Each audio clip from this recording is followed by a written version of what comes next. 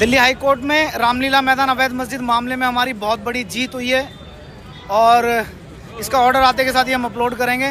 We won.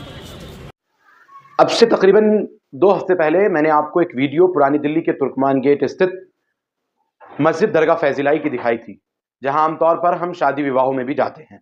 मस्जिद दरगाह फैजिलाई मुसलमानों का रामलीला मैदान से जुड़ा हुआ एक बहुत अहम तरीन असासा है। दिल्ली वक्फ बोर्ड की यह जमीन रही है।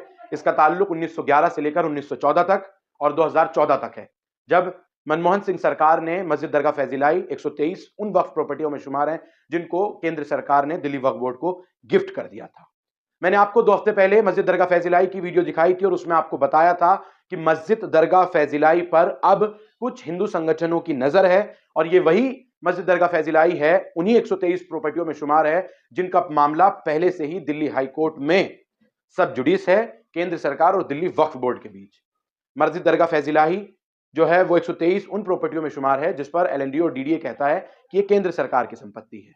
मैंने आपको वो खबर दिखाई थी कि सेव इंडिया फाउंडेशन के संस्थापक प्रीत सरोही, जो पहले भी कई और मस्जिदें तोड़वा चुके हैं, उनकी नजर अब दिल्ली की इस रामलीला मैदान से सटी हुई मस्जिद दरगाह फैजिलाई पर है। अब मैं आपको तथ्य के रूप में साफ तौर पर दिखाऊं। प्रीत सरोही ने पहले यह कहा था कि मैं दिल्ली हाई कोर्ट का दरवाजा खटखटाऊंगा। पहले उसने कंप्लेंट दिल्ली नगर निगम, दिल्ली वक्फ बोर्ड, डीडीए, एलएनडीओ तमाम विभागों को दी थी। उस कंप्लेंट के बाद मस्जिद दरगाह फैजिलाई परिसर का एक सर्वे हुआ।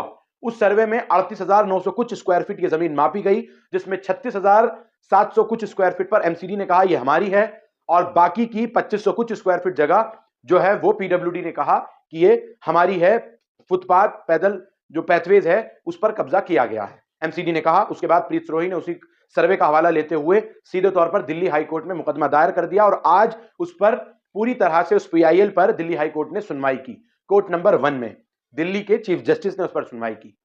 उसके बाद क्या कुछ आर्ग्यूमेंट हुई, ये तो अभी कुछ भी कहना मुमकिन नहीं है, लेकिन कोर्ट में जो सर्वे के तौर पर साफ तौर पर दी गई थी उसमें यह कहा गया है कि यह जमीन जो धार्मिक स्थल बनाया हुआ है और यहां पर मस्जिद दरगाह फैजिलाई में जो शादी हॉल है वो पूरी तरह से दिल्ली नगर निगम की जगह है और उस पर कब्जा किया गया है। कोर्ट ने यह मान लिया है कि यह इलीगल इंक्रोचमेंट है, लेकिन फिर वही पूर्व में अमानतुल्लाह खां जिस बोर्ड के चेयरमैन रहे, दिल्ली वक्फ बोर्ड, वो इस मामले में पूरी तरह से लेट लतीफ नजर आए।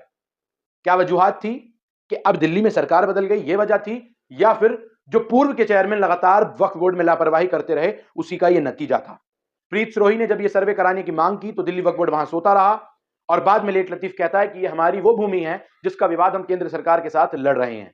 लेकिन बहुत देर हो गई मेहरबान आते आते। आज सुनवाई दिल्ली हाईकोर्ट में मस्जिद दरगाह फैजिलाई को लेकर हुई है और उसमें साफ तौर पर प्रीत सरोही अब हाईकोर्ट के बाहर यह कहता हुआ नजर आ रहा है कि इस जमीन को इलीगल इंक्रोचमेंट मान लिया गया है, यानी ये जो मस्जिद बनी हुई है ये अवैध है। अब इस पर आगे की कार्यवाही अमल में लाई जाएगी। प्रेयर में प्रीत सरोही ने इस मस्जिद को, इस जगह को वापस सरकारी अमला, एमसीडी और पीडब्ल्यूडी को मिलने की बात कही है। उसने कहा है कि ये इंक्रोचमेंट, ये धार्मिक स्थल मस्जिद दरगाह फैजिलाई को यहां से बिल्कुल हटाया जाना चाहिए, ये प्रेयर की गई है। लेकिन इस पीआईएल को पहले दिल्ली हाईकोर्ट ने सुना है और पहले ये मान लिया, पहली तारीख पर जो तमाम तथ्य पेश किए गए थे, मुझे नहीं मालूम कि दिल्ली वक्फ बोर्ड की तरफ से इस मामले में कौन पेश हुए थे या फिर दूसरे और कोई तंजीम इस मामले में पार्टी बनकर कोर्ट पहुंची थी या आर्गुमेंट वगैरह हुई थी, लेकिन सवाल यही है कि मस्जिद दरगाह फैजिलाई पर जो मैंने आपको पहले भी बताया था वो मस्जिद कमेटी कहां है या दिल्ली वक्फ बोर्ड कहां है, या फिर वो लोग जो कौम का सौदा लगातार करते रहे या वो नुमाइंदगे कहां हैं जिनको मुसलमानों ने अपने कायद के रूप में चुनकर भेजा है,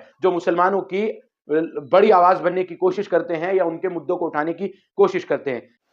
ये बात तो अलग है कि ये जमीन अब अवैध बताई जा रही है, लेकिन सवाल यह है दशकों से बनी इस जमीन को ये तमाम अमले, एमसीडी वगैरह जो सर्वे करने के बाद अवैध बता रही हैं, क्या ये पहले से अवैध नहीं थे?